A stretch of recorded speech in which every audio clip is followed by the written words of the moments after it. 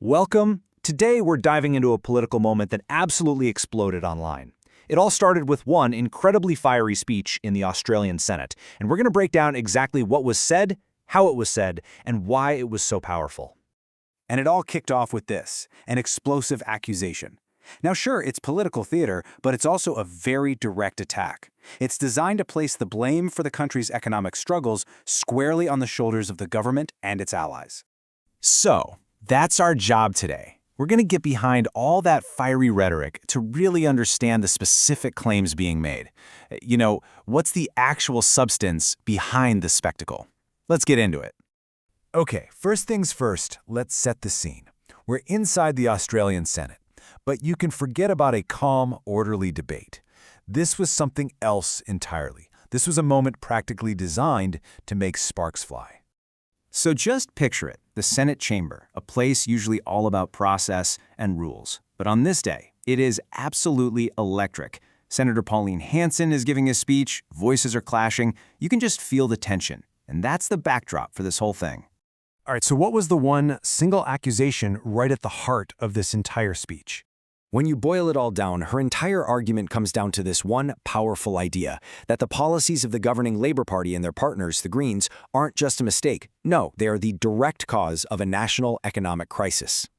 Now, how do you build a case like that? Well, it's not just about making one point. It's about taking a whole bunch of different arguments and weaving them together to create this single, overwhelming story of total failure. The first piece of the puzzle is all about energy and climate change. The claim here is that the government's policies in this area are causing devastating, real-world problems, especially for Australia's farmers. And the argument gets really specific. She paints this incredibly vivid picture of farmers who are, in her words, on their knees. They're struggling with crazy high fuel costs, they can't get fertilizer, and she draws a straight line from all that pain right back to climate legislation. Okay, so from the farm, the argument moves right into our towns and cities. The story of economic devastation continues, but this time, the focus is on what's happening to small businesses all across the country. And to make her point, she uses a single, shocking number, 47,000. It's huge, right? And a number that big is designed to stop you dead in your tracks and make you think about the massive scale of the problem. But this is where we have to look a little closer. While Hansen blames high electricity costs and nothing else, our source analysis shows that the reality is, well, a lot more complicated. Business is rarely closed for just one reason.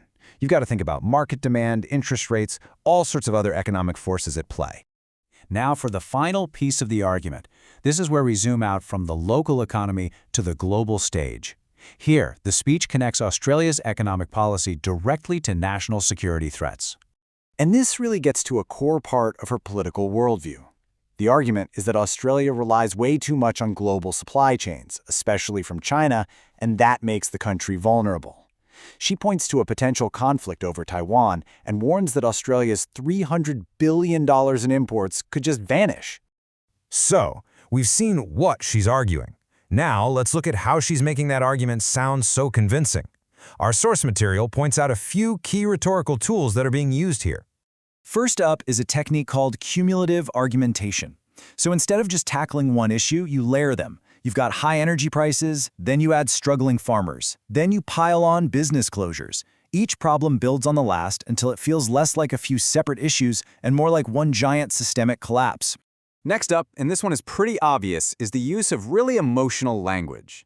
Words like disastrous, devastating, disgusting, these aren't just adjectives, they're weapons. They're chosen specifically to trigger an emotional reaction in the audience, to make you feel the outrage and the urgency.